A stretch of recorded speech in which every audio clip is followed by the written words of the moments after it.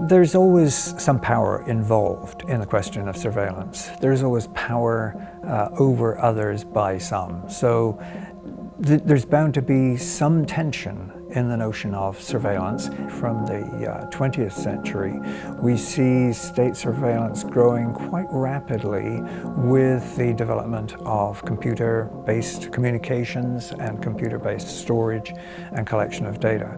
9/11 was a turning point. It was a turning point for a number of reasons.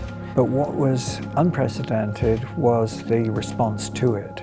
The immediate creation, for example, in the US of the Department of Homeland Security, which very quickly was turning actually to corporations for their source of information on how to understand a situation such as had just emerged. After 9/11, you have just a very few years later the development of one of the very earliest major social media platforms, which was Facebook. And the data from social media, which originally people thought, oh, well, this has to do with content of communications. But the critical thing was that there were other kinds of data involved, what get called metadata. So in other words, the sorts of data about data.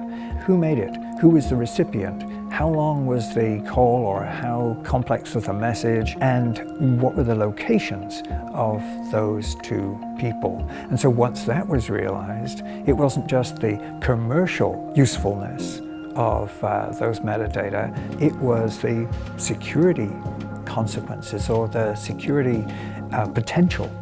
A dozen or so years after 9/11, you have the astonishing revelations from Edward Snowden about the National Security Agency, the NSA. The revelations that Snowden made were that the data that customers had entrusted to the corporations were actually being used by the NSA in their national security intelligence gathering. There's an increasing challenge today to anyone who would try to rebuild trust. As a means to that, I think there are ways in which we can think of data itself as being an entity that is subject to norms of justice. What is a fair use of my personal data? What is a proportional use?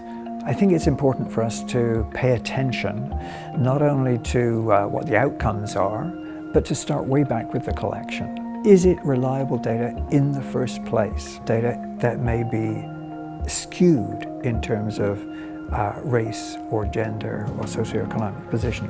This is something that affects all of us, and therefore all of us ought to be concerned.